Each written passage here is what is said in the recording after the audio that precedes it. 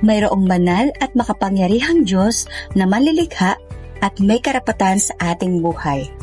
Siya ay Diyos na nagsasalita at nagpapakilala sa mga tao. Ipinaalam niya ang kanyang katangian, kalooban at utos. Ang salita ng Diyos makapangyarihan. Ito ay katotohanan at nakapagliligtas. Ang mga tao ay dapat na makinig, umunawa at sumunod sa maliwanag at makapangyarihang salita ng Diyos. Ang mensahe inyong maririnig ay ibabahagi sa kapatiran ng Christ the Cornerstone Covenant Communities sa isang pagtitipon ng Lord's Day, Oktubre 2025, na pinamagatang Tawag ng Pakikipaglaban sa Pananampalataya. Ating pakinggan ang mensahe ng Diyos sa pamamagitan ng kanyang lingkod, Pastor Marlon Medrano. Ay po ay sandaling manalangin, aming kinikilala, Panginoon Diyos, na sa umagang ito, ang iyong mga salita ay makapangyarihan at ang iyong mga salita ay po pwede magturo sa amin. Kinikilala namin, Panginoon, na kailangan namin ito. At bigyan niyo kami, Panginoon, ng isang pusong mapagpakumbaba at kaisipan na handang tumanggap ng paalaala ng iyong mga salita. O Banal na Espiritu, kayo po ang kumilos sa aming kalagitnaan. Ang pangalan ng Panginoong Jesucristo ang siyang mapapurihan at mataas ngayong umaga. Ito po ang aming dalangin sa pangalan ng Panginoong Jesus. Amen. Mula po sa kasaysayan ng Bible, ay makikita natin ang paggawa ng kaaway upang ang katotohanan ay pilipitin. Doon sa halamanan ng Eden ay pinag-alinlangan niya ang tao, si Eva at si Adan, kung totoo ba na huwag kakainin yung mansanas ba yun? Hindi, yung puno ng pagkaalam ng mabuti at masama. Ang sabi ng ahas o yung manunukso, totoo ba na ipinagbabawal? Pagdating po sa kasaysayan ay nandoon yung pagkahulog ng tao sa kasalanan. At sa pamamagitan noon, ang Diyos ay merong panawagan sa sangkatauhan na manumbalik saan? Doon sa katotohanan ng kanyang naisin at ng kanyang kalooban. Pag binasa po natin ang Old Testament, meron tayong sa CCI, meron tayong Old Testament survey, makikita po natin mula sa kasaysayan ng Genesis hanggang Malakay. Makikita po natin na laging may panawagan ang Diyos sa kanyang bayan na manumbalik. Bakit po? Sapagkat ang bayang kanyang pinili ay palaging lumiliko ng daan. Ito ang daan ng Panginoon, pero ang dinadaanan lagi nila ay yung ayaw ng Panginoon. Kaya mula po sa mga propeta, walang mga propeta na nangaral na ipinilis yung mga tao, kundi ipinilis ang Panginoon. Lahat ng propeta ang panawagan, magsisi kayo at magbalik loob sa Diyos. Pagdating po ng Malakay, makikita po natin doon, na nagkameron po ng 400 taon ng pananahimik ang Diyos mula sa Malakay hanggang sa Mateo. Yun po yung years na ang Diyos ay hindi nangungusap at biglang lumitaw sa New Testament survey. Makikita po natin, naganap yung sinabi ng mga propeta na merong isang tinig na mangangaral. Walang iba kundi si Juan Bautista. Ano yung kanyang panawagan? Ang panawagan sa bansang Israel, magsisi kayo at manumbalik sa Diyos. Meron pong panawagan ng panunumbalik sa Diyos. Noong ang Panginoong Jesucristo ay mabautismuhan, noong Panginoong Jesucristo ay magministeryo, ano po yung kanyang panawagan sa bansang Israel? Magsisi kayo sapagkat malapit na ang paghahari ng Diyos. Noong pong kabilang linggo, napakaganda po ng mensahe. Sabi, kahabag-habag kayo, mga Pariseo, mga Saduceo. So meron pong panawagan ng pagpapanumbalik. Isa po sa ginagawa ng kaaway at patuloy na ginagawa ng kaaway hanggang sa ating kapanahunan ay yun pong ang mga mananampalataya ay gawing ignorante sa katotohanan ng salita ng Diyos. Hindi po kinakalaban ng kaaway yung mga wala sa loob ng iglesia. kanya na yun eh. Saan po pumapasok ngayon ang kaaway? Sa loob po ng iglesia. At sa ating pong kapanahunan, ganun din po ang nangyayari. So, sabi nga kanina ni Pastor Rex, 508 years nagkameron po ng Reformation. At ano po yung ating titingnan doon po sa Reformasyon? Ito po yung sinimulan ni Martin Luther doon po sa 95 thesis niya, 1517. To be exact, 508 years. Pag inyo pong tinotal. Isa pong mahalagang sandali sa kasaysayan ng Kristiyano. Ano po yung layunin? Layunin ito baguhin ang simbahang Katoliko at bigyang diin ang mga pangunahing katotohanan sa Biblia na noon ay napabayaan at naipaliwanag ng mali. So ito po yung kasaysayan. So ano po yung pangunahing prinsipyo ng reformasyon o yung pagpapanumbalik? Kasi meron pong iba na ayaw pag-uusapan yung salitang reformation.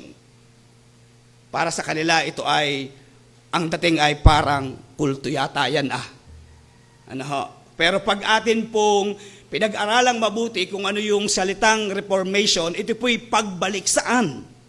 Pagbalik sa katotohanan ng itinuturo ng salita ng Diyos. At ano po yun? Ito po yung prinsipyo ng reformation. 5 po ito. Alam natin ito sa church. Ano po yun? Yun pong sola scriptura. Banal na kasulatan lamang. Ang Biblia ang pinakamataas na otoridad sa mga usapin ng pananampalataya at gawain. So yun po, pagdidiin sa authority of the Scripture. Pangalawa, yung solos Christus, si Kristo lamang. Si Jesucristo ang tanging tagapamagitan sa pagitan ng Diyos at ng sangkatauhan. Ang kaligtasan ay sa pamamagitan lamang ng Panginoong Jesucristo at hindi sa pamamagitan ng mabuting gawa. So yun po yung tinatayuan nito pong reformasyon. Sola gratia. Ano ibig sabihin nun? Biyaya lamang. Ang kaligtasan ay nagmumula sa biyaya ng Diyos, hindi sa gawa ng tao. Pag tinignan po natin yung kasaysayan, makikita natin na ang kaligtasan, walang kabahabahagi ang tao sa kaligtasan. Lahat ng ito ay biyaya ng Diyos lamang. So alapide, yung pong pananalig lamang, ang katuwiran sa harap ng Diyos ay dumating sa pamamagitan ng pananampalataya kay Jesucristo. Maging ang pananampalataya, mga magulang at mga kapatid, ay wala tayong bahagi. Ito po'y biyaya. Pag tinignan niyo po yung Hebreo, kabanatang, 6 yata yun, sinabi doon, na si Kristo ang mayakda ng ating pananampalataya at siya rin ang magpapasakdal ng ating pananampalataya. At yung pong panlima, sabi doon, yung pong sole Deo Gloria. Ano man sabihin, kalawalhatian ng Diyos lamang, ang lahat ng kalawalhatian ay sa Diyos lamang. So yan po yung tinayuan ng mga church fathers sa church history. At nagpapasalamat tayo dahil sa church, dito sa atin sa church, itinuturo ito. At dapat talagang ituro ito sa mga iglesia upang malaman ano ba talaga ang pinagmulan ng ating pananampalataya. Pag tinignan po natin yung church history, meron pong mga pangalan na matunog dito. 3 pangalan na matunog. Ang una, si Martin Luther. Sino ba si Martin Luther? Siya po yung ama ng reformasyon. Sabi doon, his courage and conviction lead to significant theological reforms. So yun po yung kanyang tinayuan. Kaya yung kanyang 95 thesis na ginawa, ipinaskil niya yun sa pintuan ng simbahan. At ayaw niyang umalis doon. Ang gusto niya, pag-usapan natin itong mga maling katuroang ito. At tayo'y bumalik sa kung ano ang itinuturo ng Biblia. Isa pang pangalan ay si John Calvin. Ano po ang kanyang naigawa? Sabi dito, contributed to Reformed theology and church governance. Si John Calvin, kilala po doon sa kanyang acronym. Alam niyo po ba yung kanyang acronym? Yung TULIP. Kilala po siya dyan. At yan po ay merong ayaw ng ibang tanggapin dahil Calvinism daw yan. Pero pag yan po yung ating pinag-aralan, hindi naman yan Calvinism. Bagamat siya ang nag-form yan dahil meron siyang dinibate na ang kaligtasan daw ay nawawala, kaya gumawa siya ng posisyon at nagawa niya yung TULIP. Lahat po ng iyon ay supported ng salita ng Diyos. Kung meron po kayo tanong, yung pong pagpapaliwala patungkol sa TULIP ay uupuan namin ni Pastor Rex. So yung pong si Huldrych Zwingli, ano po yung kanya? Play a key role in the Swiss Reformation. Marami pa po. Sa church history, marami tayong may encounter na pangalan katulad ni na William Tyndale na nagsalin ng sa wikang Ingles, sina John Huss, marami pa po sa church history. Lahat ng yan ay ginamit ng Diyos upang tawagan ang iglesia na manumbalik sa katotohanan ng salita ng Diyos. At nagpapasalamat tayo sa kanilang nagawa dahil ang reformasyon ay nakarating sa bansang Pilipinas at tayo man ay natuto. So ngayon pong umaga ang ating pong pag-aaralan na pamagat, kung yung ating pong binasa ay yung Jude. Kanina parang ang hirap basahin sa salitang Tagalog, Judas. Kasi nga, kilala si Judas yung nagkanulo sa Panginoong Jesucristo. Pero pagka Jude, parang ganda na dating, hey Jude. Pero ang Judas ay na-associate kasi doon sa nag-Judas sa Panginoong Jesucristo, isa sa kanyang mga alagad. Pero itong Judas na ito, hindi po ito yung kanyang alagad. Dahil yung pong Judas na kanyang alagad ay nagbigte. Ito po ay sabi sa pag-aaral o sa background nito, kapatid ng Panginoong Jesucristo na kapatid ni Santiago. Hindi ako nagkakamali. No, yun. So ano po yung atin pong pag-aaralan ngayong umaga? Tawag ng pakikipaglaban sa pananampalataya. Mahalaga po ito nating tingnan na ang bawat mananampalataya, bawat iglesia ay meron pong panawagan na mag-stand firm o manindigan sa katotohanan ng salita ng Diyos. Ang iglesia at maging ang individual. Tayo, individual na mga mananampalataya, mahalaga na alam natin kung ano ang itinuturo ng Biblia. Bakit? Sapagkat, ngayon, laganap ang mga napapanood natin sa social media. At iba't ibang mga nagbablog. May mga Christian vloggers, may mga posisyon, may mga galito, ganyan. So mahalaga na tayo bilang individual ay kaya nating i-depend at tayuan yung ating pananampalataya na ipinaglalaban. So ngayong umaga, tingnan natin yung pong kasaysayan ng konteksto ng aklat ni Judas. Bago po natin tingnan. Ang sulat ni Judas ay isang maikling aklat sa Bagong Tipan na inuugnay kay Judas, na kapatid ni Santiago, na kapatid ng Panginoong Jesucristo. Pag tinignan po natin yung Mateo chapter 13, verse 55, at Marcos chapter 6, verse 33. Noong una, itong mga ito hindi naniniwala sa Panginoong Jesucristo pero naging mga mananampalataya din sila. Then, ano yung pangunahing paksa? So, yung may akda, si Judas, na kapatid ni James at ni Jesus, at pag tinignan po natin yung petsa na pagkakasulat nito, sabi dito, 80-60 to 80. Bagaman may iba na nagmumungkahi na mas maaga o mas huling petsa. Sino po yung mga tigapakinig? Ang mga tigapakinig niya po dito, o yung audience, ay pangkaraniwan, sabi dito, pinaniniwala ang nakatuon sa mga unang komunidad ng Kristiyano na humarap sa banta mula sa mga maling turo. Tingnan natin, ano ba yung mga maling turo nung ito ay sulatin ni Jude? Meron pong mga maling turo. Nilalabanan ni Jude ang pagpasok ng mga hindi makadiyos na tao na nagtataguyod ng immoral na pag-uugali. Yun po ay sa verse 4. Ano pa? Pagkawala ng pananampalataya, ito yung pagtalikod, yung apostasy. Pagtalikod sa pananampalataya, sabi dito, binabalaan ng liham laban sa apostasiya ang mga tiwaling impluensya sa loob ng mga pamayanang Kristiyano. So ito yung issue, ito yung naroon sa loob ng iglesia. Ano pa? Yung pong impluensya ng Gnosticism. Ano yung Gnosticism? Ito po yung pagtingin sa mababang pagka-Diyos ni Kristo at mababang pagpapahalaga sa salita ng Diyos.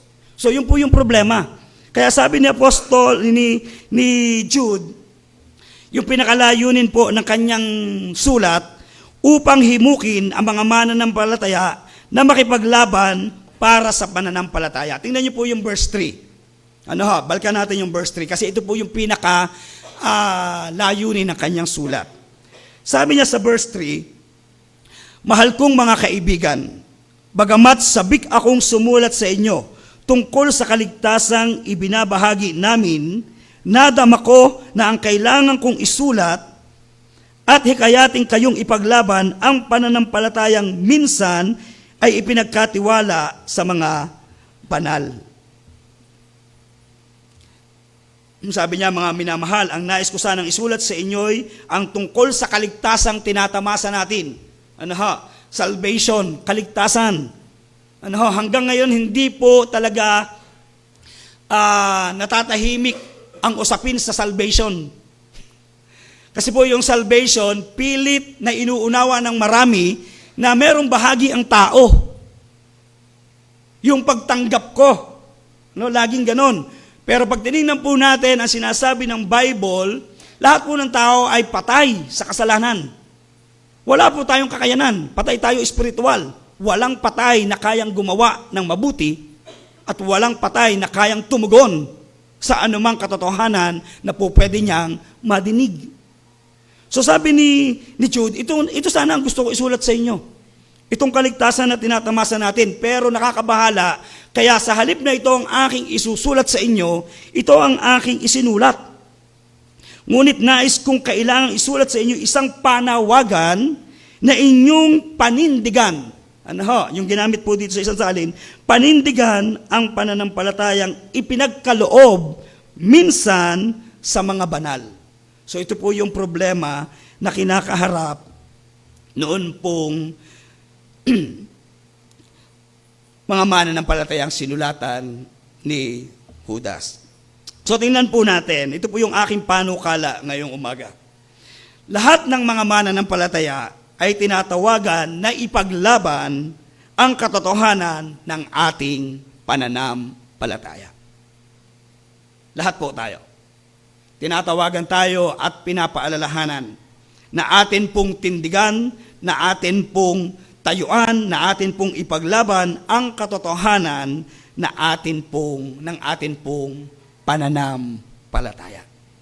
Ito po'y laban, hindi para makipag-away, dahil hindi naman talaga tayo dapat makipag-away, pero tayo po'y nakikipaglaban sa maling katuruan na laganap sa ating kapanahunan. At ang nakakatakot, talagang ang maling katotohanan at ang maling aral nakapasok na sa mga iglesia. Kaya nga may mga iglesia na nadidivide, nagpasimula sa tama, pumasok, humina ang paninindigan sa katotohanan ng salita ng Diyos kasi laging ang gusto, relationship. Hindi po pwedeng ma-offend kapag ang pinag-usapan natin ang katotohanan. Pag binalkan po natin ang Panginoong Jesucristo, napakaraming na-offend sa Kanya dahil sa katotohanan. Mga ano pa nga yun mga pangunahin, di ba? Mga tigapagturo ng kautusan. At sa ating kapanahon na nangyayari, napakaraming na-offend. Ito, isang halimbawa na lang. Sa isang iglesia na hindi na nainindigan sa katotohanan, may mga miyembro na natututo, na tumatayo sa katotohanan sa salita ng Diyos, sa halip na ito'y makita nila na opportunity para sila'y lumagong sama-sama, nagiging threat sa iba. Yung katotohanan. So mga magulang at mga kapatid, tayo po'y tinatawagan na tayo'y tumayo at manindigan. Hindi lamang yung sinulatan ni Jude, kundi sa ating kapanahunan. At ito po'y panawagan sa bawat isa sa atin. Ano po yung mga dahilan para ipaglaban ang pananampalataya na ating tinanggap. Number 1, dahil ipinagkatiwala ito ng Diyos sa atin. Verse 3. Tingnan niyo po yung sabi, mga minamahal, o yung huling bahagi. Sabi dito, isang panawagan na inyong panindigan ang pananampalatayang ipinagkaloob minsan at magpakailanman sa mga banal. Bakit dapat nating ipaglaban ang pananampalatayang meron tayo? Dahil ipinagkatiwala ito ng Diyos. Saan? Sa mga mananampalataya. Sa iglesia. So, atin po talaga itong duty bilang mga mananampalataya to defend the truth. At bilang iglesia, kinakailangan po natin bantayan ang atin pong komunidad. Amen? At nagpapasalamat tayo dahil meron tayong mga lingkod na ginagamit ng Panginoon upang manindigan sa katotohanan. Ipaglaban ang katotohanan. Hindi sa lakas na meron tayo, kundi sa katotohanan ng salita ng Diyos. Pangalawa, dahil lihim na nakapasok ang mga bulaang tagapagturo. Yun po yun sa verse 4. Sabi dito, sapagkat lihim, sabi niya, lihim no? Lihim na nakapasok sa inyong samahan ang ilang taong ayaw kumilala sa Diyos. Anong ginagawa ng mga taong ito? Lihim na nakapasok, nakukunwaring mananampalataya, nakukunwaring tupa, yun pala ay kambing. Kanina mabigat yung pananalita ni Brother Raymar, na ang pagsamba ay dapat, hindi mga kambing, dapat ay tupa. Mabigat po yun. Pero ito yung nangyayari. Kahit sa ating kapanahunan, mag-evaluate kayo sa mga churches.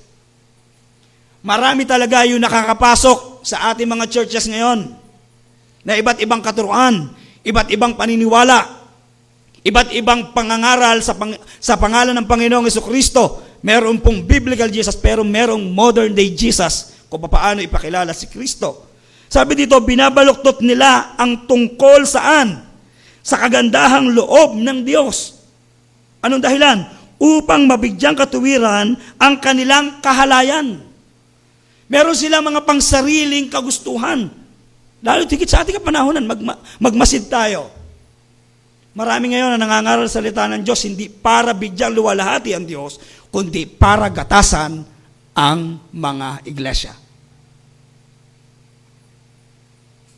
Yung sinabing magtanim kayo ika sa inyong mga pastor, magbigay kayo, itaas ninyo ang sweldo ng mga pastor para kayo pagpalain. Pastor, magkano sweldo mo? May mga ganyang pangangaral. At ito'y pang sariling kapakinabangan. Ayaw nilang kilanlin sino? Si Jesucristo ang ating kaisa-isang pinuno at Panginoon. Noon pa mang una, sinabi na ng kasulatan ang parusang nakalaan sa kanila.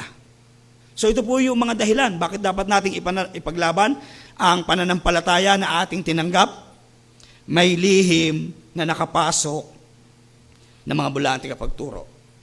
Tingnan mga katabi mo. Tingnan natin ang bawat isa. Tayo ba'y nagtuturo ng tapat? O tayo'y lihim na uti-uting pumapasok sa iglesyang ito? Pangatlo, sabi dito, dahil nilipol ng Diyos ang mga di sumasampalataya. Kanina nakita natin, kasaysayan. Yung Sodoma at Gomorra. Yung binanggit dito kanina nung binasa. Yung kay Cain. Ano ang dahilan doon kay Cain? Di ba pagsamba yun, paghandog? Meron talagang pamantayan ng Diyos Pero sa ating kapanahunan ngayon, di ba ang pagsamba? Lalo tigit ang pagsamba sa ibang mga iglesia, lalagyan ng smoke machine, ang entablado, lalagyan ng mga palamuting maganda. Pagkatapos mag-aawitan, kapag ang kongregasyon ay hindi nagpapalakpakan, wala sa inyo ang espiritu, palakpak kayo. Di ba ganon? Pagkatapos, pagka yung nag-song lead, parang hindi ko yata nadala sa pagsamba ang iglesia yun. Hindi ko naramdaman, hindi ako napuspos, dahil hindi sila sumunod sa aking. Di ba? Yun ba ang pagsamba? Ang pagsamba, mga magulang at mga kapatid, ay nakatuon saan? Sa kaluwalhatian ng Diyos. Sa Kanya lang yun hindi yun sa atin. So pag dito sa kasaysayan na binanggit dito sa talatang 5, 7, 11, 13, and 15, nilipol ng Diyos yung mga taong hindi nanatili sa Kanya. Yung mga ayaw sa katotohanan. Merong hustisya ang Diyos. Amen? Sa akin pong pagmumuni-muni, naniniwala ba kayong ang Diyos ay hindi natutulog? Ang Diyos ay hindi natutuwa sa anumang korupsyon? Niniwala ba kayo doon? Hindi. Dahil itong sunod-sunod na pangyayari sa ating bansang Pilipinas ay pagpapakita na sa Diyos na soberano. Amen? Nanonood yung nung kagabi, minapanood ako na baha. Yung mga malalaking barko na dadala, masasabitan yung tawag doon, yung tulay. Sabi nung nagbibideo, Lord, Lord, Diyos ko, Lord, Lord, Papa Jesus. Papa ba si Jesus? Ano ba ibig sabihin nito, mga magulang at mga kapatid? Ang Diyos ay soberano at lahat ng nangyayari ay ayon sa Kanyang kalooban at panukala. At siya po'y Diyos na banal. Hindi niya hahayaan na ang kasalanan ay hindi talaga maparusahan. So makikita po natin dito, pinarusahan ang Sodoma, pinarusahan ang Gomora, pinarusahan si Cain, pinarusahan yung mga taong ayaw sumunod sa kanya. Maging nga ang bansang Israel, di ba sila ang chosen people? Dinala yung unang lumabas ng Egypt, yung first generation. Nakatawid bang lahat sila doon sa lupang pangako? Hindi, patay sila lahat. Kasi ang tigas ng ulo nila. Sino lang yung nakatawid sa lupang pangako?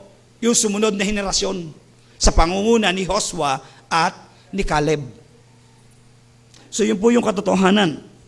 Sunod, dahil si Kristo ay Panginoon.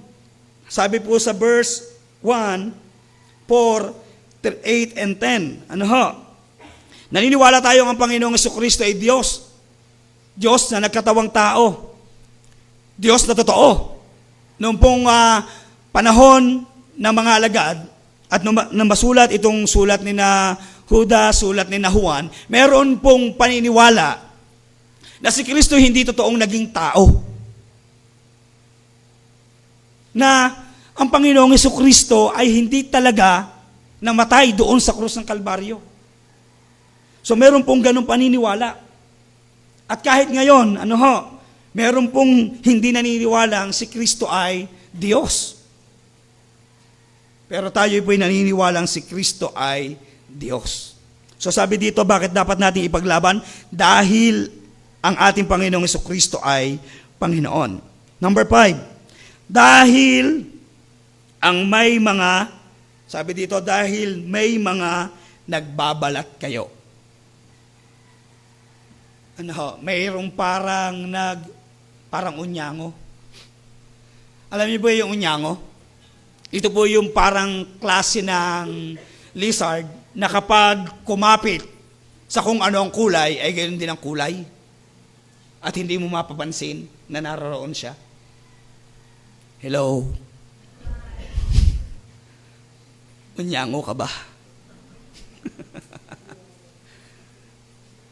Mga kapatid, noong panahon na sulatin ito ni Jude, ito yung may mga nagbabalat kayo sa loob ng iglesia. May nagkikristyanuhan. May nagkukunwaring tagasunod ni Kristo. Pero naroon para lamang manghuthot, naroon para lamang manlamang, naroon lamang para sa pangsariling kagustuhan, naroon para sa laman. Hindi naroon para sa Diyos na kanyang pinaglilingkuran. Next, dahil ang mga irehe ay nagdudulot ng pagkakabaha-bahagi. Natatandaan ko noon, nung tayo nagpapasimula dito, nandun pa yung ating church, biglang may dumating na negro. Natatandaan nyo yun? At gustong mag-speak. Yung mga panahon na yun, nandito kami. Si Pastor Roy pa yung nandoon. Sabi niya, ba't ka mag-i-speak dito? Hindi nga namin ikaw kilala. Siya di misyonero, siya di ganyan nagpapakilala. Di ba?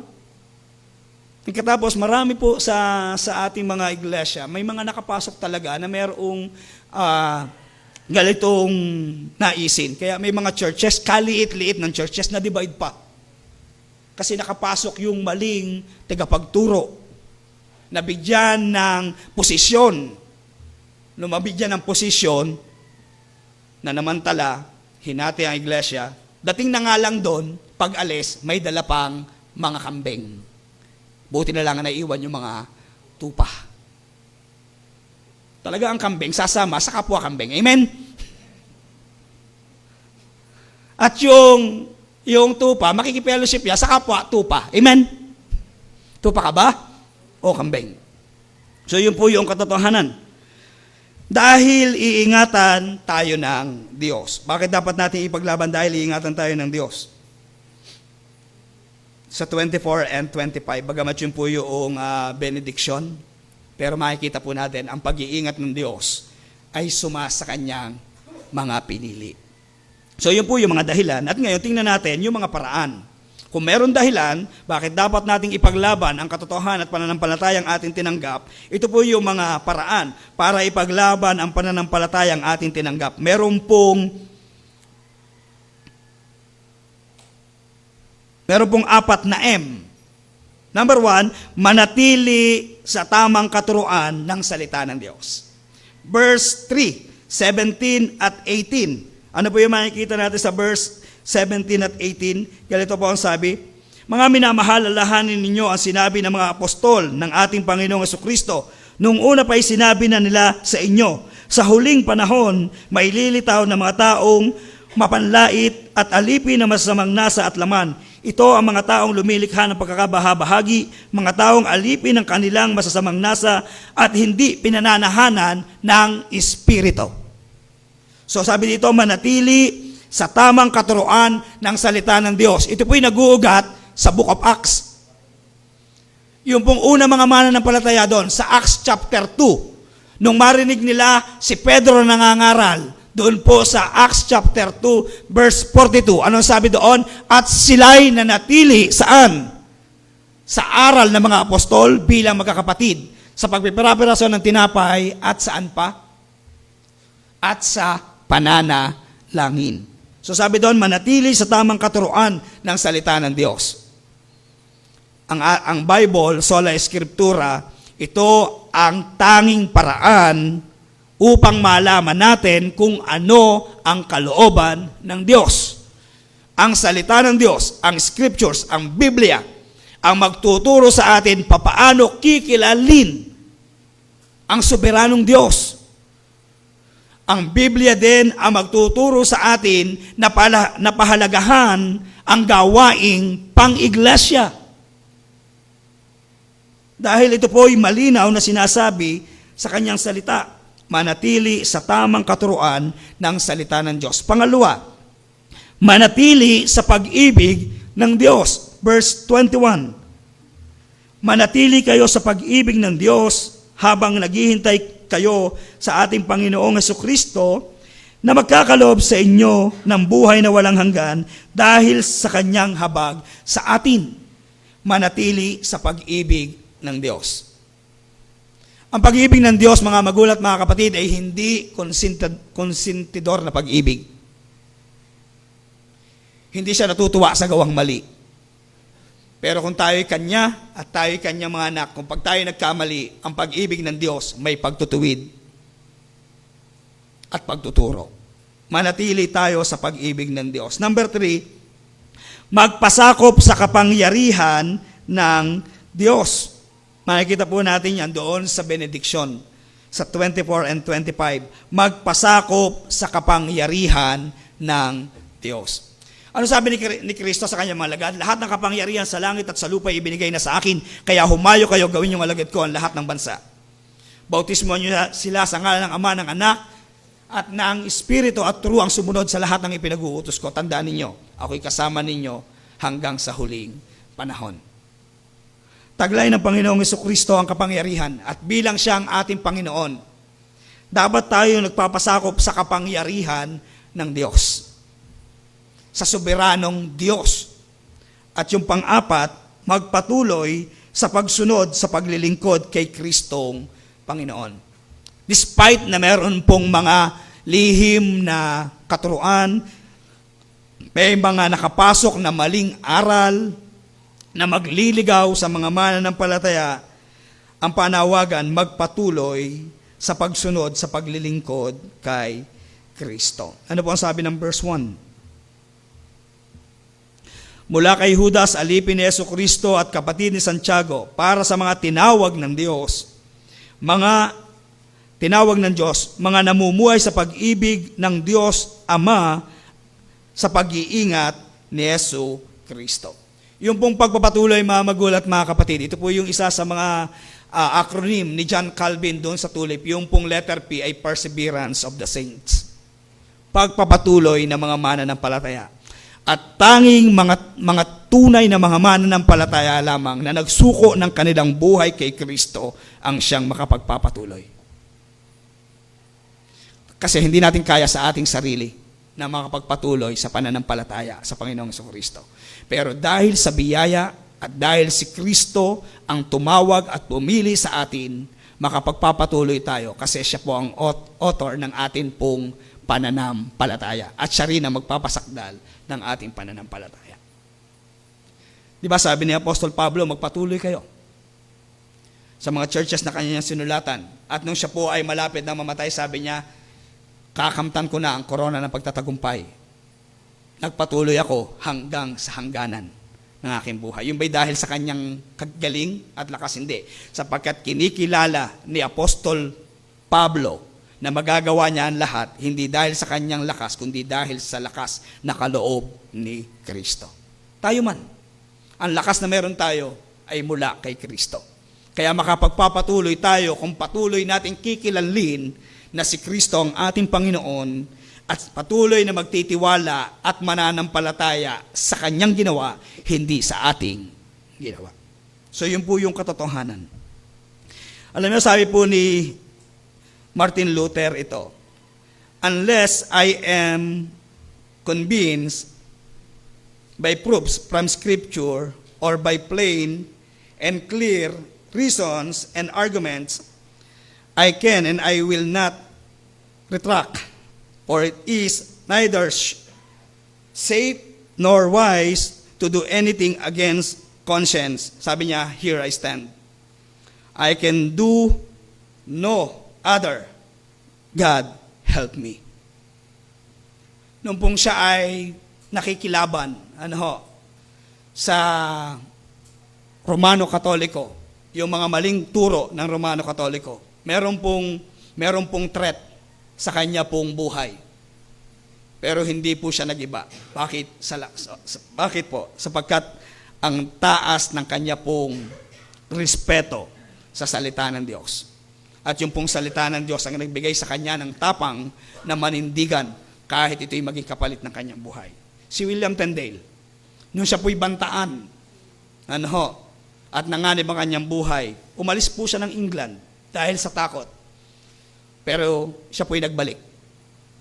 Dahil sa tapang sa paninindigan ng salita ng Diyos, nanindigan siyang ma-translate yung Bible sa English para maunawaan ito. Sa kanyang pagbabalik, ano po ang nangyari sa kanya? Siya po'y sinunog.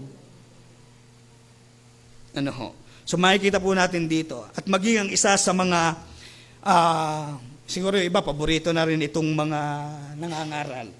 Patay na, kailan na namatay si John MacArthur. Sabi niya, one of the worst assaults on God's Word comes from people who say they believe the Bible, yet don't know what it teaches. Marami ho sa ating mga iglesia ngayon at nakakalungkot. Maraming tumatayo na mga tigapanguna, maraming tumatayo na mga elder hindi sa lalim ng salita ng Diyos, naging elder kasi inilagay sa posisyon at minsan napilitan na maging elder, ayaw nang bumaba. Pero walang pagmamahal sa salita ng Diyos, walang pagnanais na lumalim sa salita ng Diyos. At ito po yung talagang assault sa salita ng Diyos. Marami ang naniniwala sa Bible pero hindi nauunawaan ano ba ang itinuturo ng Biblia. Sabi pa rin niya, The transformed and renewed mind is the mind saturated with and controlled by the Word of God. Mahalaga po ang salita ng Diyos. At sa ating pong pananampalataya, ito po yung dapat nating tinatayuan. So bilang mga lingkod ng ating Panginoong Yesus, tayo ay nararapat na masumpungan na nanatiling tapat na ipinaglalaban ang pananampalatayang minsan nating tinanggap, magpasakop sa patnubay ng kapangyarihan ng banal na Espiritu. Tayo po lahat ay tumayo at ating pong awitin ang ating tugong awit. Tayo po manalangin. Panginoon, nagpapasalamat po kami sa umagang ito sa inyong mga salita na nahayag sa bawat isa sa amin. Nawa, ang mga salita mo itong nahasik ay tumimo sa puso ng bawat isa sa amin at ito ay magbigay sa amin ng katapangan na manindigan sa katotohanan ng iyo pong mga salita. At pagpalain niyo po, Panginoon, ang komunidad na ito na kami ay sama-samang lumago at lumalim sa aming pong pananampalataya sa Panginoong Jesucristo na siyang tumawag at pumili sa bawat isa sa amin. Sa Kanya na makapag-iingat sa inyo upang hindi kayo magkasala at makapaghaharap sa inyo ng walang kapintasan at may malaking kagalakan sa Kanyang kaluwalhatian. Sa iisang Diyos na ating tagapagligtas sa pamamagitan ni Jesucristo na ating Panginoon, sa Kanyang kapurihan, karangalan, kaluwalhatian at kapangyarihan mula noong una, ngayon at magpakailanman. Amen.